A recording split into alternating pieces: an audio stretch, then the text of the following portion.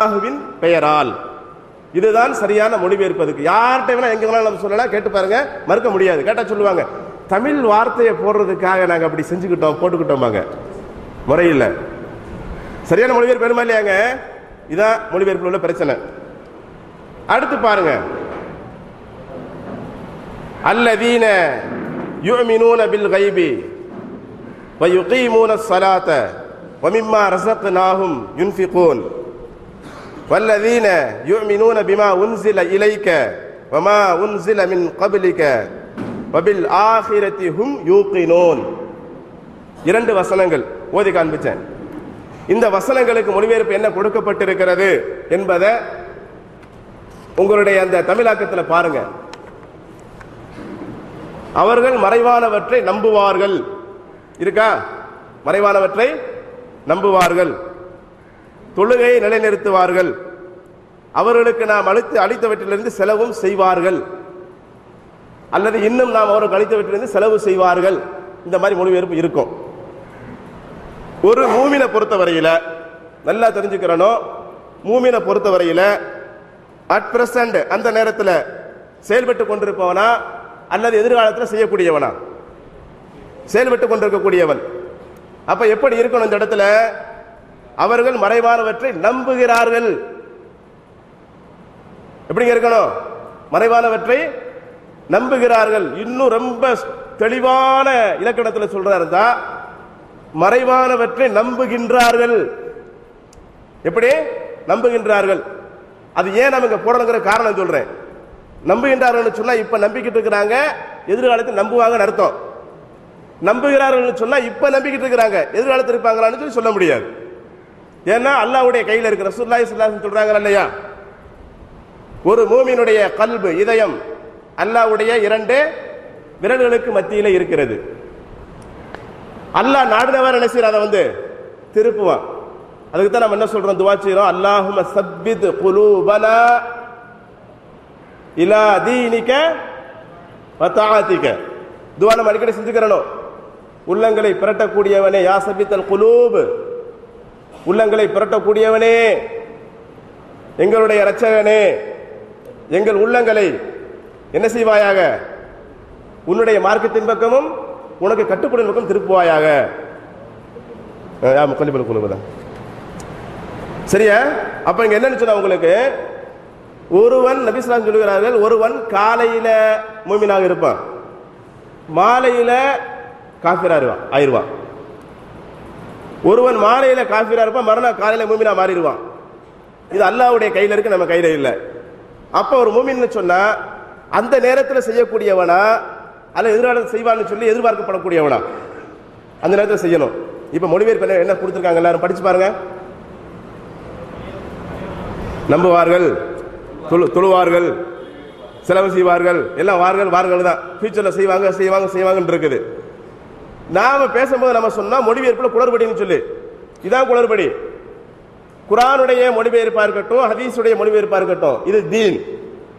அப்ப தீனை பத்தி மொழிபெயர்க்கும் பொழுது ரொம்ப கவனம் தேவை, கவனமா பண்ணணும். கொஞ்சம் கவனம் தவறுனா கூட மிஸ்கைட் ஆயிரும், தவறான வழிகாட்டுதல் ஆயிரும்.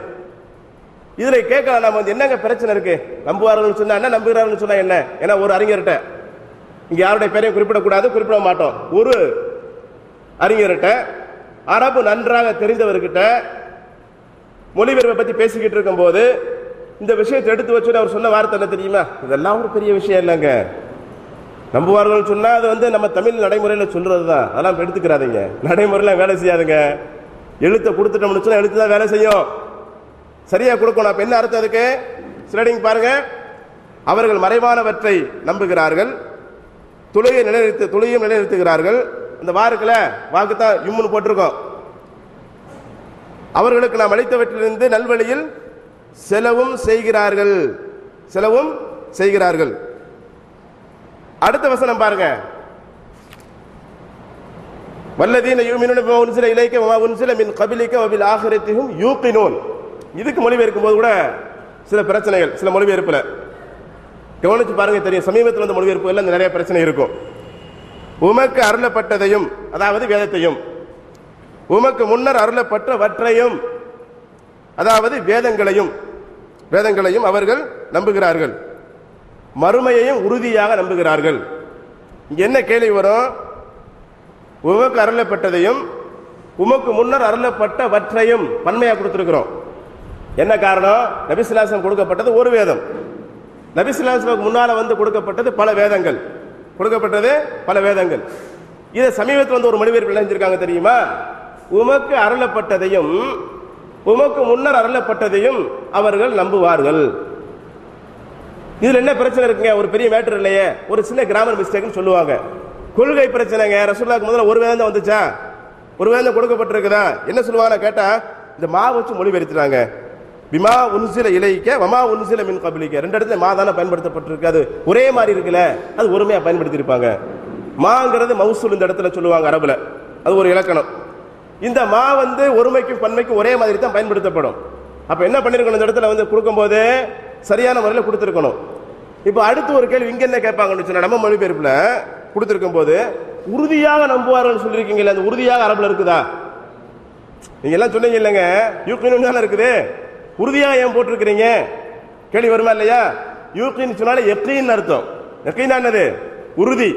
அதனாலதான் இந்த இடத்துல அந்த உறுதிங்கிற வார்த்தையை பயன்படுத்தி நாம போட்டிருக்கிறோம். ஆக மொழிபெயர்ப்புகளை நம்பி மோசம் போகாதீர்கள், மொழிபெயர்ப்புகளை நம்பி மோசம் போகாதீர்கள். ஒரு ஹதீஸ் வாக்கியமோ அல்லது குர்ஆனுடைய வசனமோ ஒருவருடைய மொழிபெயர்ப்பை மட்டும் பார்த்து விட்டு ஒரு முடிவுக்கு வர வேண்டாம். ஏன்னா உங்களுக்கு அரபு நாலேஜ் இல்லாத காரணத்தினால சொல்றோம். அரபு நாலேஜ் இருந்தா பிரச்சனை இல்லை, நீங்களே டைரக்டா பார்க்கலாம், யோசிக்கலாம். இல்லாதவங்க என்ன செய்யாதீங்க, 2-3 பேருடைய மொழிபெயர்ப்பு என்ன செய்யுங்க, பார்த்து சரிபார்த்து ஏத்துக்குங்க. என்ன காரணம்னு சொன்னா, ஒருத்தர் ஒரு ஆங்கில பண்ணிருக்கலாம் ஒரு பார்வையில, இன்னொருத்தர் இன்னொரு பார்வையில பண்ணலாம். இது மாதிரி பண்ணும் போதுதான் இன்னா உம்மத்துல் உம்மியா லா நக்துபு வலா நஹ்ஸுபு சொல்லும் போது இதை எப்படி அடிக்கலாம், இதை எப்படி இல்லாம ஆக்கலாம் பிளான் என்ன பண்ணிட்டாங்க, நாங்க கணக்கிட மாட்டோம், நாங்க எழுத மாட்டோம், நபி ஸல்லல்லாஹு அலைஹி வஸல்லம் சொல்லிட்டாங்க. இந்த மாதிரியான மொழிபெயர்ப்பு. ரெண்டாவது ஒன்று சொல்லி காமிச்ச, என்னைக்குமே பாடி லாங்குவேஜை பார்க்கணும், நபி ஸல்லல்லாஹு அலைஹி வஸல்லம் சொன்ன தோரணையை பார்க்கணும். அவங்க தெளிவா சொல்றாங்க, இப்படி இருக்கு இப்படி இருக்குது பிரச்சனையா இருக்குன்னு சொல்றாங்க. இரண்டாவது இன்னும் சில ஹதீஸ்ல மொழிபெயர்ப்பு இருக்குது, பின்னால சொல்றேன் அது எப்படி மொழிபெயர்த்தா சரியா இருக்குங்கிற விஷயத்தை. இப்ப அடுத்த ஒரு ஹதீஸை பாருங்க, முஸ்லிம்ல வரக்கூடிய ஹதீஸ், தஜ்ஜாலுடைய ஹதீஸ். எல்லாருக்கும் தெரியும், தஜ்ஜால் ஹதீஸை பற்றி எல்லாருக்கும் தெரியும். ஷார்ட் அந்த வாசகத்தை மட்டும் வாசிச்சு காட்டுறேன் நான். நபி ஸல்லல்லாஹு அலைஹி வஸல்லம் கிட்ட கேட்கறாங்க, எத்தனை நாள் பூமியில தங்குவான்? கால 40 யௌமன், 40 நாட்கள் இந்த பூமியில் என்ன செய்வான் தஜ்ஜால்? தங்குவான். கசனத்தின் யௌமுன் கசனத்தின், ஒரு நாள் ஒரு வருடத்தை போல இருக்கும். வ யௌமுன் கஷஹரின், இன்னொரு நாள் ஒரு மாதத்தை போல இருக்கும். வ யௌமுன் கஜும்அத்தின், இன்னொரு நாள் ஒரு வாரத்தை போல இருக்கும். இங்க ஜும்ஆன்னு என்ன அர்த்தம்? முடிவு நாள ரசூலுல்லாஹ் சொல்லி காட்டுறாங்க, ஜும்ஆன்னு சொல்லி ஒரு வாரங்களுக்கு பொருள். வசாயிரு ஐயாமிஹி கையாமிக்கும், மற்ற நாட்கள் எல்லாம் உங்களுடைய மற்ற நாட்களை போல தான் இருக்கும். 3 நாள் மட்டும் பிரச்சனை, வருடம், மாதம், வாரம். அடுத்து 37 நாட்கள் எப்படி இருக்கும்? சாதாரணமா இருக்கும். ரசூலுல்லாஹ் சொல்றாங்க, குல்னா யா ரசூலுல்லாஹி ஸல்லல்லாஹு அலைஹி வஸல்லம். அப்ப சஹாபாக்கள் சொல்றாங்க, நாங்க ரசூலுல்லாஹ் கிட்ட கேட்டோம், இறைத்தூதர் அவர்களே, ஃபதாலிகல் யௌமுல்லதி கஸனத்தின் தக்ஃபீனா ஃபீஹி ஸலாத்து யௌமின், இந்த நாள்ல ஒரு வருடத்தை போல ஒரு நாள் இருக்கு சொன்னீங்களே யா ரசூலுல்லாஹ், அந்த நாள்ல எங்களுக்கு ஒரு நாளுக்குரிய தொழுகை போதுமா? ஒரு நாளுக்குரிய, ஒரு வருஷத்துக்கும் ஒரு நாளுக்குரிய தொழுகை போதுமா என்று கேட்டோம். கால நபி ஸல்லல்லாஹு அலைஹி வஸல்லம் சொன்னார்கள், லா இல்ல, லா இல்ல. இங்கதான் கவனிக்கணும், லான்னு சொன்னமா இல்லையா முதல்ல? லாக்கு எத்தனை அர்த்தம் இருக்கு தெரியுமாங்க? ஒரு லா இல்லன்னு அர்த்தம். அது என்ன செய்யப்படும்? இஸ்ம்ல பயன்படுத்தப்படும், பெயர் சொல்ல பயன்படுத்தப்படும். சொல்றோம், லா ரூபியத இந்தி, என்கிட்ட பணம் இல்ல. லா கிதாப இந்தி, என்கிட்ட புத்தகம் இல்ல. இங்க என்ன செய்யப்பட்டிருக்கு? பெயர் சொல்ல பயன்படுத்தப்பட்டிருக்குது. இன்னொரு லா என்ன செய்யப்படும்? வினை சொல்ல வெறுப்புல பயன்படுத்தப்படும். அப்ப அந்த வினை சொல்ல பயன்படுத்தும் போது அங்க இல்லைன்னு வரும். ஆனா எப்படி வரும்னு சொன்னா, இப்ப செஞ்சுக்கிட்டு இருக்கல, செய்ய வேண்டாம் கட்டளை, இப்படி பல அர்த்தங்கள்ல கொடுக்காங்க. லா வந்து கட்டளை வரும்பொழுது செய்ய வேண்டாம் என்று வரும். இங்க வரக்கூடியது என்ன? இந்த உம்மத்து நுமியாங்கிற ஹதீஸ்ல கட்டளையா வரல, இயலாமை வெளிப்படுத்தக்கூடிய வார்த்தையா வந்திருக்குது. நம்மளுடைய இயலாமை நம்ம கிட்ட இல்ல ரசூலுல்லாஹ் சொல்றாங்க. இங்க ரசூலுல்லாஹ் சொல்றாங்க லா, ஒரே வார்த்தை இல்லை, நீங்க அப்படி செய்ய கூடாது. இங்கதான் கூடாது அர்த்தம். இங்க லான்னு சொன்னா இல்ல அப்படின்னா என்ன அர்த்தம்? செய்யக்கூடாது. இங்கதான் தடை, நீங்க அப்படி செய்யக்கூடாது. என்ன செய்யணும்? உக்துரு லஹு கத்ரஹு, அந்த வருடத்தினுடைய நாட்களை கணக்கிட்டுக் கொள்ளுங்கள். அதனுடைய எதனுடைய அந்த ஒரு நாள் வந்து ஒரு வருஷத்துக்கு சமமா இருக்குல்ல, அதனுடைய நாட்களை, அந்த ஹூருக்கு பாத்தீங்களா, ஹூன் என்ன அர்த்தம்? நாட்கள். இதுல ஒரு அறிஞர் பேசும்போது சொன்னாரு, ஹூ நாட்கள்னு சொல்லி எங்க இருக்குது கேட்டாரு. இது யாருமே கேட்டா சிரிச்சிருவாங்க அரபு தெரிஞ்சவங்க எல்லாம். ஹூனா என்னன்னு அந்த இடத்துல ஹூ வந்து சுட்டி காட்டப்படுது. எதை முதல்ல சொன்ன வார்த்தை நானுங்கிற சுட்டி காட்டப்படுது. நாட்களை கணக்கிட்டுக் கொள்ளுங்கள் நபி ஸல்லல்லாஹு அலைஹி வஸல்லம் சொன்னாங்க. இப்ப இந்த இடத்துல கவனிக்கணும், கணக்கிடுவது தவறு, கூடாது, அது மிகப்பெரிய குற்றம், பித்அத்து, அது ஷிர்க்குக்கு நிகரான பாவம் என்றெல்லாம் இன்னைக்கு சித்தரிக்கப்படுது. கேட்டிருப்பீங்க, நீங்க படிச்சிருப்பீங்க சில எழுத்துக்கள்ல. அப்படி சொல்லப்பட்டிருக்குமானால் அவ்வளவு பெரிய பாவத்தை நபி ஸல்லல்லாஹு அலைஹி வஸல்லம் அவர்கள் இந்த இடத்துல அனுமதிச்சதுடைய காரணம் என்ன? ஒண்ணு, அப்படி கணக்கு செய்யக்கூடாது என்று இருக்குமானால் நபி ஸல்லல்லாஹு அலைஹி வஸல்லம் அவர்கள் இப்பொழுது யாரும் கணக்கிட்டு விடாதீர்கள், அன்றைக்கு மட்டும்தான் இந்த கணக்கு தெளிவுபடுத்தியிருக்கணும். மார்க்கம் என்னங்க? பையினா தானங்க மார்க்கம். மார்க்கம் என்ன? தீன் என்னது? பையினா, தெளிவானது, குழப்பம் இருக்காது. இதுல குழப்பம் பூரா எதில் இருக்குன்னு சொன்னா நம்ம புரிதல்ல தான் குழப்பம் இருக்கு. டைரக்டா பார்க்கும்போது குழப்பம் இல்லை. அப்ப என்ன சொல்லி இருக்கிறாங்க ஸல்லல்லாஹு அலைஹி வஸல்லம்? கணக்கிட்டுக் கொள்ளுங்கள். இந்த ஹதீஸ் தாங்க ஸ்ட்ராங்கான ஹதீஸ். நம்ம கணக்கிடுறதுக்கு முக்கியமா இந்த ரெண்டு ஹதீஸ் வந்து ரொம்ப ஸ்ட்ராங்கானது. இது நல்ல அர்த்தம் புரிஞ்சுக்கிட்டா போதும். சரி, அன்னைக்கு தாங்க இது, அது வரைக்கும் கணக்கிடக்கூடாதுன்னு சொல்லி ஒரு பேச்சுக்கு வச்சுக்கலாம். நார்வே பகுதி, ஆர்டிக் அண்டார்டிக் பகுதி இன்றைக்கு இருக்கிறது, அன்றைக்கும் இருந்தது, உலக அழிவு நாள் வரை இன்ஷா அல்லாஹ் இருக்கத்தான் செய்யும்.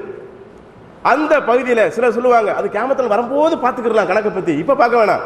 ரெண்டு கன்ஃபியூஷன் இருக்கு அதுல.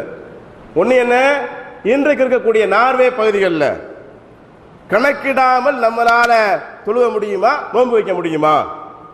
நிச்சயமா முடியாது. கணக்கு இருந்தா தான் அங்க செய்ய முடியும். அப்ப அங்க மட்டும் எப்படி எடுத்துக்கலாம்? ஒண்ணு. இரண்டாவது கன்ஃபியூஷன் என்ன, கணக்கை நாம சரியா ஃபாலோ பண்ணிக்கிட்டே வந்தா தான் என்ன செய்ய முடியும்? தஜ்ஜால் வரும் பொழுது கணக்கை நாம என்ன செய்ய முடியும்? கரெக்டா அப்ளை பண்ண முடியும்.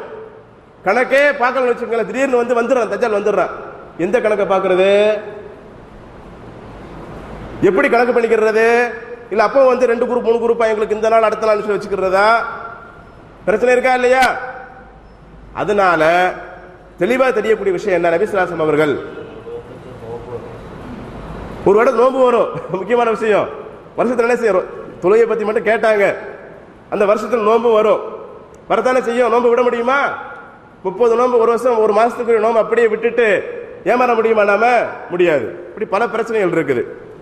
அடுத்து பாருங்க, நபி ஸல்லல்லாஹு அலைஹி வஸல்லம் அவர்களுடைய காலத்துல சஹாபாக்கள் கணக்கு பார்த்திருக்கிறார்களா, பின்பற்றினாங்களான்னு கேட்டா அது நிறைய பிரச்சனை சொல்லுவாங்க. இல்ல கிடையவே கிடையாது சொல்லுவாங்க. இதுவும் மொழிபெயர்ப்பு தான் காரணம், தவறு. எப்படி? ஒரு ஹதீஸை மொழிபெயர்க்கிறேன் பாருங்க. அன் நாஃபிஇன் அன் இப்னு உமர் ரலியல்லாஹு தஆலா அன்ஹு قال قال رسول الله صلى الله عليه وسلم الشهر 29 فلا تصوموا حتى تروه ولا تفطروا حتى تروه فإن غم عليكم فقدروا له 30. இந்த ஹதீஸ் எடுத்து சொல்லுவாங்க, அதை பார்க்காம நோன்பு வைக்க கூடாதுங்க, அதை பார்க்காம நோன்பு விடக்கூடாதுங்க, பார்த்து தாங்க செய்யணும். இந்த ஹதீஸை ஸ்ட்ராங்கா சொல்லுவாங்க. இது அப்படியே ரிவர்ஸ்ல தூக்கி போடணும், மாற்றமா இருக்கு. எப்படி இருக்கு தெரியுமா? ஹதீஸ் மொழிபெயர்ப்பு அர்த்தம் என்ன சொல்றது தெரியுமா? இப்போ நான் உங்ககிட்ட சொல்றேன்,